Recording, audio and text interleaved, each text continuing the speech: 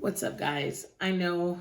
I said I would be more consistent. I have had some serious health issues in the last 3 weeks. Yes, I am okay. Yes, I have figured it out.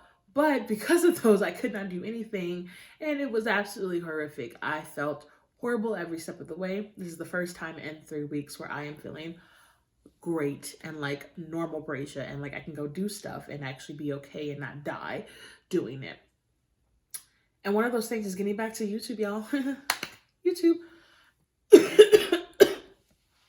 I have a cold and some other things, but this cold is like kicking my ass. So ignore the cough. It will happen though.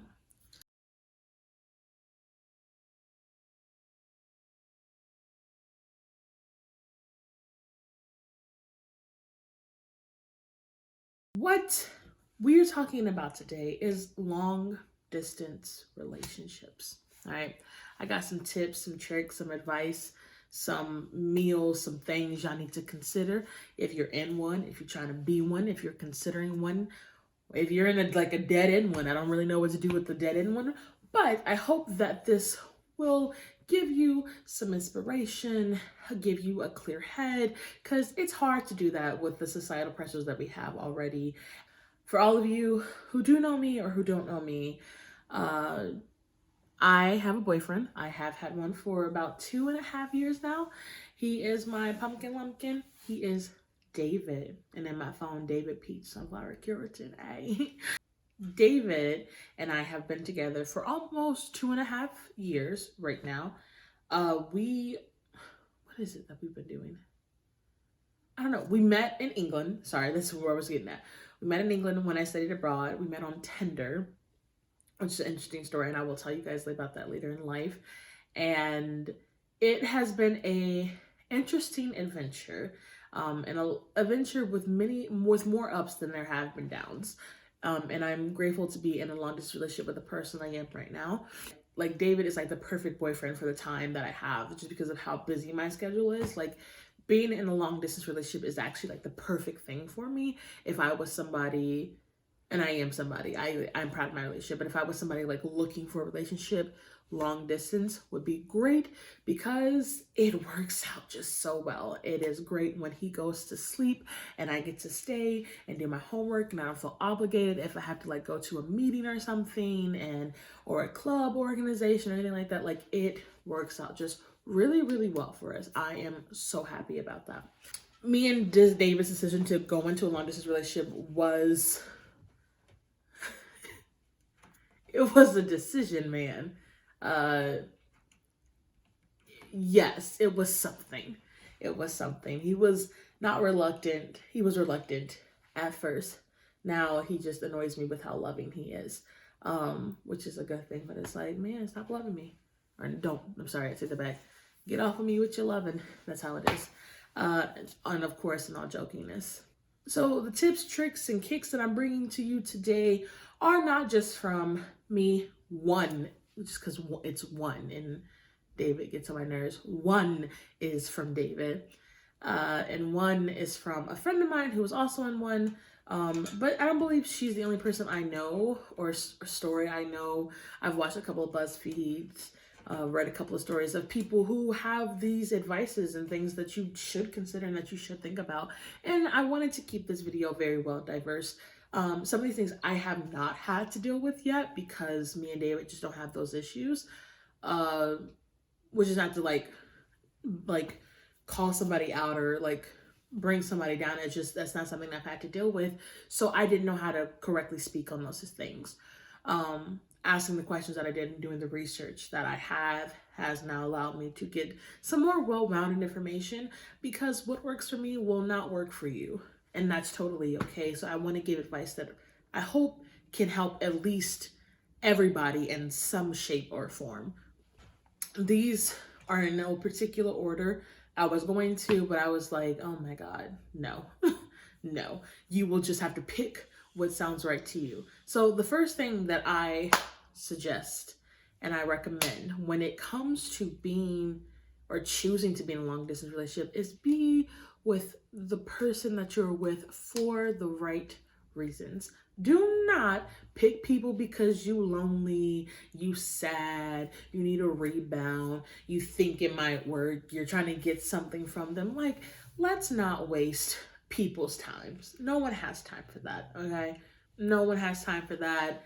Nobody wants to deal with that. If you want to be with somebody and make sure it's beneficial for both of you, the individuals that are in the relationship. This advice is from David. This is what you need to maintain throughout every relationship. And if you do not know it, you need to know it. Communicate. Communicate with your partner. Oh my God. Oh my God. And in long distance relationships, all you can do is communicate. You have to put forth the effort to actively communicate with the person that you are with. That means telling them all of your fears, your quivers, your things that make you sad, things that keep you going, the things that they did that hurt your feelings. If you don't like conflict, first of all, don't be in a relationship. And like most of all, do not be in a long distance relationship, because in the end, you're kind of just hurting you and the person that's in it. Especially if you're not being forward and honest like you need to be. I've had the mistake of doing that before. David hasn't, but I've done it, and it was a painful experience for both of us. And I wish it never happened, but I'm also appreciative that it did, because now I know how to better and effectively communicate with my partner. If you and your partner are having a heated discussion and it gets you about to argue, have the argument, okay?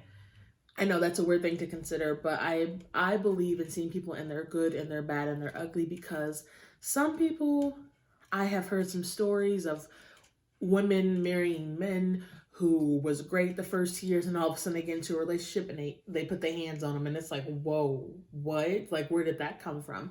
And so what that I'm saying is that you need to see how somebody gets angry. When people get angry, they can't hold themselves back, like they're true themselves. How are you getting angry? Because if you're gonna kill me, cut me, or slice me up, or you got some ways about yourself, I might consider that a red flag, and I might not want to be with you.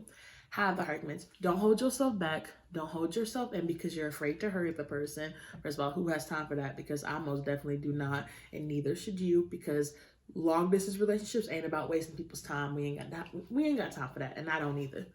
I don't. Oh, my necklace broke. That's okay. We'll make it fashionable and keep it in there. It's imperative that you have an argument, at least once. I mean, you may not need to. If you don't have to have that argument or any argument period, fine, cool, whatever, great. Me and David rarely ever argue, but you want to make sure that you're being with somebody that you would want to continue a relationship with through the good and the bad and the ugly. And that the long distance relationship is worth your time, because nobody wants to do that or go through anything that they could have probably prevented, or that didn't need to happen. I also cannot stress this enough. Trust your partner. Trust your partner. Trust your partner. All right. Trust them. Trust your partner. You need to trust your partner. Trust them. Trust them. All right. I remember there was one time when me and David were very first starting out our relationship where I was just like, oh my God, these things are red flags to me and I don't understand this and blah, blah, blah. What's going on here? I misunderstood a lot of information. So it was actually my fault. But I wish I did not leave the country knowing that I had these concerns and not talk to him about it while I was in the country with him. So trust your partner. And if you have situations where you're not feeling like you can trust the person that you're with, talk to them about it, guys. Communicate with your partner about the things that are concerning you, about the things that you don't trust them when it comes to it. If you have things that you don't trust them about and you feel like your trust might be broken with that, maybe you should not be with that individual. Maybe you should reconsider. Let the little things go. You will get very great at letting the little things go, all right? This is important when you actually are in a long distance relationship. We don't have time to waste. We don't have time to think about it. We don't have time to care.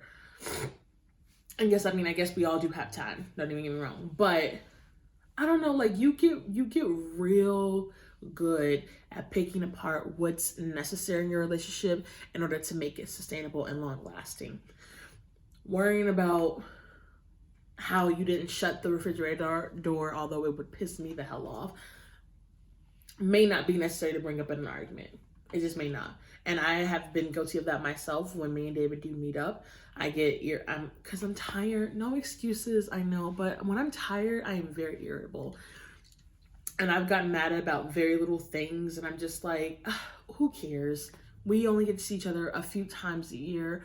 I should just be more comfortable and understanding that things are happening, things will happen, and just enjoying what means the most, which is David. And that should be your mentality as well, I think. One of the things that I'm going through, or that I was going through, and now that I'm more comfortable with it, is understanding that I change. We hear all the time that people will change and they grow apart, and that was a big fear for me. Let's be realistic. People do change and people do grow apart. I don't feel like that has been an issue in my relationship. Usually David and I change together, which is really good for me in my opinion. I say that saying that it's okay to change. It is okay to change. You're human. You evolve. I'm 22. We all grow up. All right. And that's not a bad thing if that happens. You have to be understanding to that and not freak out about it. Just because you change does not mean you will not end up with that individual. Let them embrace their changes. For one, hope that your partner is changing and growing and evolving. Because that needs to happen. Other things that have kind of worried me in terms of maintaining my long distance relationship is taking a step back. It does not make you a bad person if you decide that you need to take a step back. And I don't mean leaving the relationship, though taking a break is optional, but this is not Ross and Rachel. Please make sure that we establish the boundary lines of our breaks. I've had to do it myself. Taking a step back is saying like, shit, you're probably irritating me today and I don't want to deal with you. I need a moment. I need a couple of days to myself.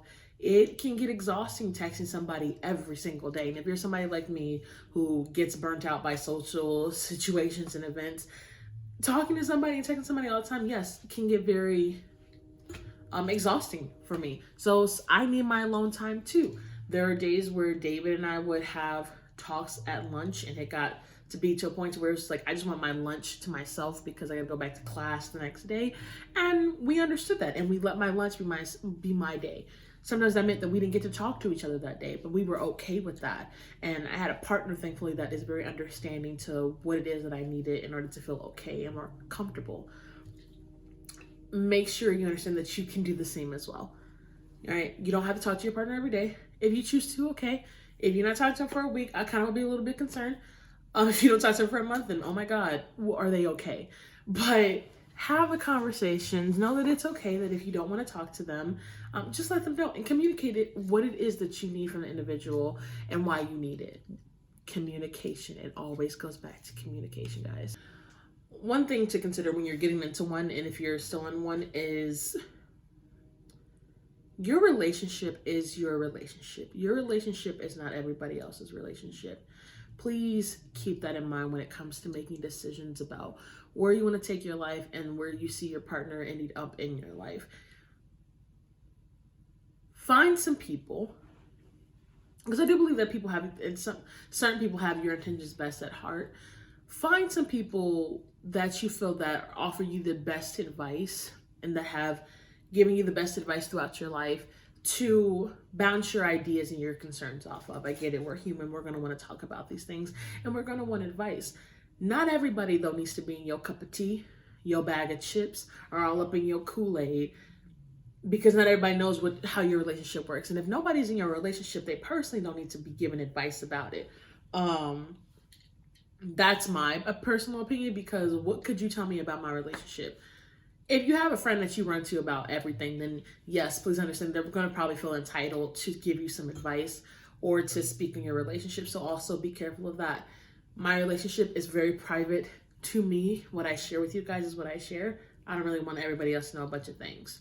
Establish the people whose opinions matter the most and do your own research. Find out what works for you. No relationship is the same. No relationship will ever be the same. And that is okay. We're different people, we're humans, and different strokes for different folks, y'all. Be honest with yourself and do not feel obligated to stay with anybody. My friend was in a relationship that she just didn't believe had any longevity to it or any beneficial factors for her. And she says she felt obligated to stay with the person because they had made all these plans and these arrangements. I understand it can be hard to break somebody's heart. First of all, I understand that you're not responsible for breaking anybody else's heart. I get it. If you make a promise to somebody, you want to own up to it, but also understanding and establishing a relationship that just because I make a promise doesn't mean that that promise is going to be beneficial for us in the future. Have these conversations. Communicate with your partner about these things and understanding that life does happen, things do change. You may not want to be with the person that you are with. You know, that's something I've had to consider for myself. I don't put myself through that emotional state because I'm with the person I'm wanting to be and I'm happy currently. But if something's not working for you, leave the situation. Do it kindly, unless they're not being kind, because it ain't nothing but a chicken wing to square up, you know, if they act in a certain way. However, let somebody know if you feel like something's not working. You are not obligated to stay with anybody, okay?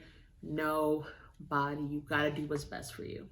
We live in a world today where we have societal pressures and we consider dang near, like, I've been watching Love is Blind, and it's so interesting to see the shifts and what we consider for ourselves, and then we get into the real world and how we absorb everybody's everything. Listen, that's a really easy way, especially for me, to start overthinking a lot of shit, and I have to question and doubt myself. I've learned to get better about that. There was one year where I had a horrible time doing that. Guys, just don't overthink it. I know that's easier said than done, but if you really want it to work out, you're going to have to learn how to find the balance between establishing what is important to think about and what is not. Overthinking it just puts you both in an emotional turmoil. It's not helpful for anybody. And it's rough, and you're just really hurting yourself. That's one thing I've had to learn. Yes, it's human for you to overthink, but don't obsess over things. I have somebody that I was going to play with over the summer, and him and his partner were long distance, and he asked me, he was like, well, do you guys have a date? And I was like, you know, a date where you're going to close the gap. And I was like, yes, we're kind of figuring it out. That works for me and David. Me and David have established not an actual date, but we do know the time frame and how many years a month it's going to take us to get back together, actually in the same country, being to we can be a normal couple. Establish a date. It's something nice to look forward to. It's something that shows you or helps you feel that you're working towards something. I read that, I was watching somebody else's long distance relationship, and I thought that was a really good piece of advice. Establish when you're going to meet and establish a date that's comfortable for you. Just because it's when you're into it and you guys haven't figured it out doesn't make you a bad person. If you still are just figuring it out, you're figuring it out. But make sure you have an idea of where this might be going so you're just not in a dead-end relationship. Actually have dates. Look, I love a good date. I love me a good date. There have been times, we do it all the time, but me and David always have a movie date or a dinner date. I think we've done a dinner date thing twice, but because he doesn't eat and I eat differently and I'm always all over the place, the eating thing kind of stopped. What we do is our actual movie night. I love our movie nights. They are so great. They are so nice. And it's nice to just be able to sit down. I do carve out that time to make sure that I go home and I have a date with him and we have that personal thing. And I don't know, sometimes it just feels like a regular conversation, but it's my date for me. Make sure you have something that's for you guys that helps progress or helps keep the flirtiness and the friendliness and the normalness of an actual relationship. My next piece of advice is be rational.